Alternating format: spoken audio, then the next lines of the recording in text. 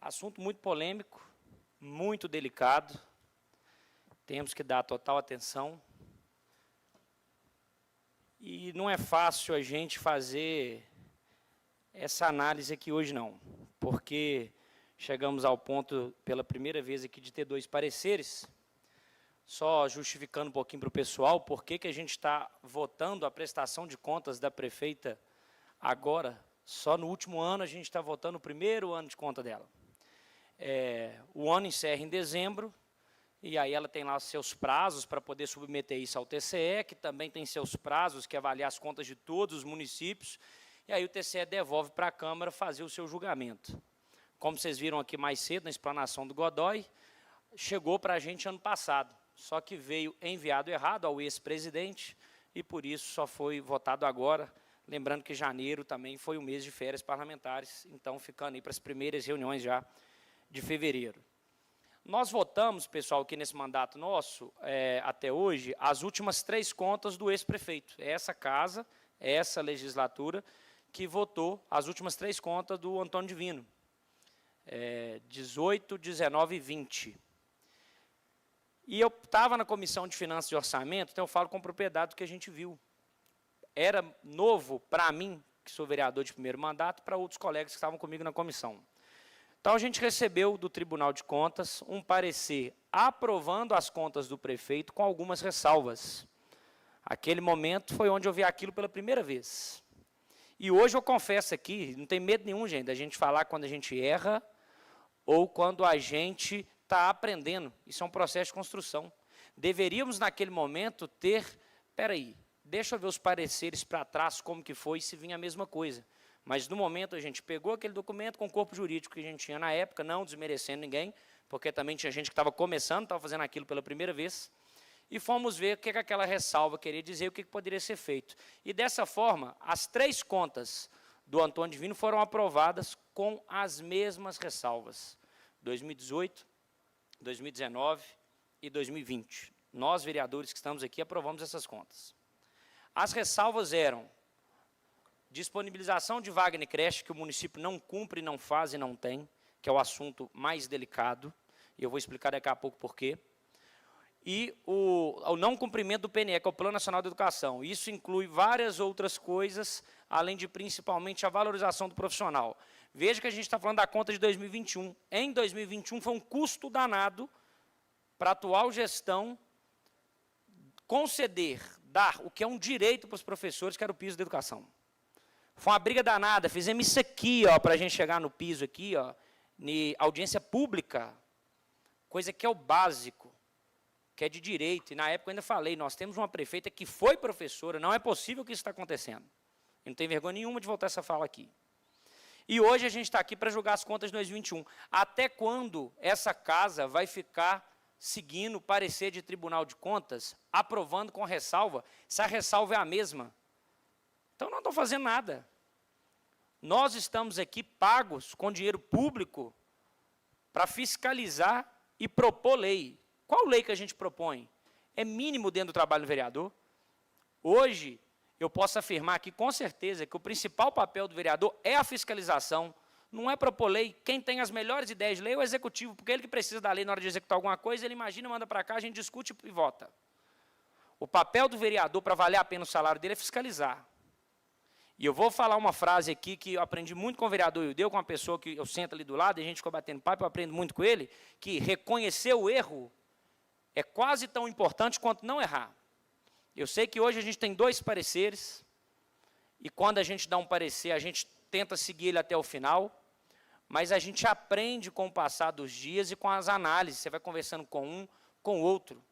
E o recado que eu quero deixar aqui hoje para os autores do primeiro parecer e para os demais vereadores que hoje até integram a base da prefeita, não vamos usar de hipocrisia aqui não, gente, vamos ser sinceros. Existe base, existe oposição. E a gente sabe quais são as tendências do voto. E o voto ele não pode ser político, ele tem que ser um voto racional.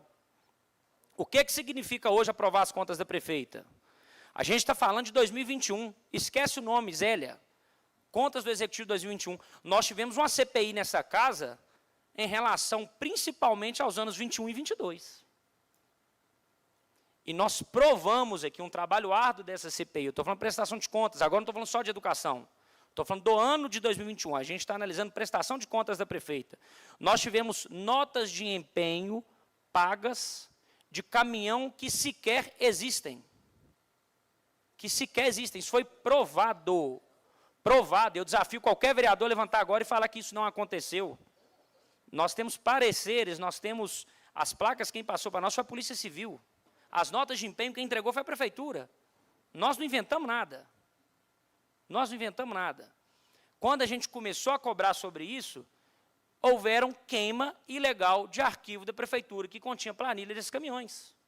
As pessoas que trabalham para a atual gestão, que fizeram essa queima, sentaram aqui e confessaram o crime. Feito em 2021. E como que a gente aprova uma conta dessa? Com que cara, com que vergonha que a gente vai para a rua falando que a gente aprovou, que a gente passou pano para isso? Eu entendo algumas preocupações.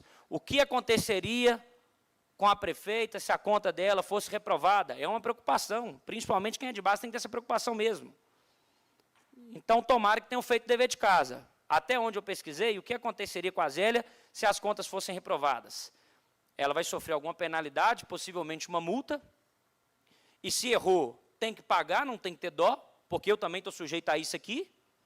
Inclusive, já fui processado por ela 2 ou 3 vezes, e não tem que ter medo disso. Então, não coloca o nome à disposição, não vai para a rua. Ela deve tomar a multa dela, mas o mais importante, aí ela recorre, negocia, faz o que quiser. O mais importante que vai acontecer, ela vai ser obrigada a cumprir isso aqui. Ela vai ser obrigada a colocar em prática o Plano Nacional de Educação, a valorização dos professores. Vocês não lembram também do Pode-Giz, o que foi feito? A enganação que foi feita com os professores em relação ao Pode-Giz. As vagas na creche, essa semana, pessoal, eu escutei muita coisa em relação à vaga de creche. Porque uma coisa é o público, é o povo, é o usuário, e outra coisa são os grupinhos políticos da cidade. Aí fica um grupinho atacando, um grupinho defendendo, um grupinho atacando, um grupinho defendendo.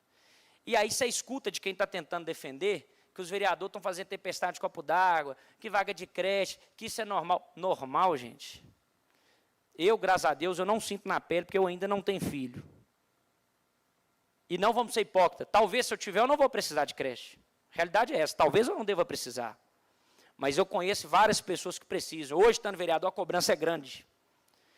Tem mães que não podem sair para trabalhar e ajudar em casa, porque tem que cuidar do filho, porque não conseguiu a vaga na creche, que é um direito, gente, é constitucional. É o básico. É o básico. Olha o relato que a Edilei trouxe hoje aqui. A gente tinha no Cruzeiro uma creche que tinha uma capacidade, há anos atrás, para 110 crianças, hoje é de 55. Então, além de não cumprir, só diminui. O parecer colocou para Matosinhos aqui, prefeita Zélia, você tem que atender pelo menos 50% da sua demanda. Ela estava atendendo 17%. Metade de 50 é 25, ela não atende nem a metade da metade exigida. Não precisa ser matemático, não, gente. É um absurdo, e esse absurdo está acontecendo debaixo dos nossos olhos. Dá vergonha ser vereador numa cidade dessa. Dá vergonha ser vereador numa cidade dessa, a gente não pode aceitar esse tipo de coisa. Então, não estou querendo polemizar, não estou querendo atacar, ela teve a chance de fazer diferente. E muitas pessoas podem falar, mas isso foi no primeiro ano dela. Será que vai ser assim nos outros? Gente, nós estamos aqui. Não chegou a prestação de contas de 22, 23 ainda não. Vocês são vereadores. A gente sabe o que está acontecendo. Mudou alguma coisa de vaga na creche? Mudou alguma coisa do Plano Nacional de Educação? O professor estava pondo outdoor para ser escutado na cidade, senhor. Teve que pôr outdoor para ser escutado. Mudou alguma coisa? 22 vai ser pior ainda. 23 vai ser pior ainda. Nós vivemos isso aqui, nós sofremos desse mandato. A gente está sentindo na pele. Essas contas não batem. Fica até aqui uma indignação, depois vou até querer conversar com o nosso jurídico no particular, viu, Godoy? Não precisa trazer essa discussão para cá agora, não. Como que é feita essa análise do Tribunal de Contas? Porque a gente até fala, e a gente usou esse argumento nas outras contas, que o Tribunal de Contas é um órgão mais técnico, mais competente. Eu afirmo para vocês hoje que não é não. Que não é não. Porque como que o Tribunal de Contas poderia fazer o trabalho que a CPI fez? Se o Tribunal de Contas tivesse acesso ao trabalho da CPI, nunca que aprovaria com ressalva uma conta dessa. E a CPI veio, fiscalizou e mostrou. Então, a gente não precisa ser estudado, a gente não precisa ser letrado, a gente tem que ter caráter e boa intenção para vir cá e honrar o voto que teve. Ó. Porque todo mundo que foi para a rua pedir voto, teve voto e está aqui hoje. E recebe salário em dia, salário gordo. Então, a gente tem hombridade também. Reconhecer quando erra, saber imputar um erro que de fato é erro a outra pessoa e saber usar a nossa caneta, a nossa cadeira, que a hora de penalizar é agora e com razão.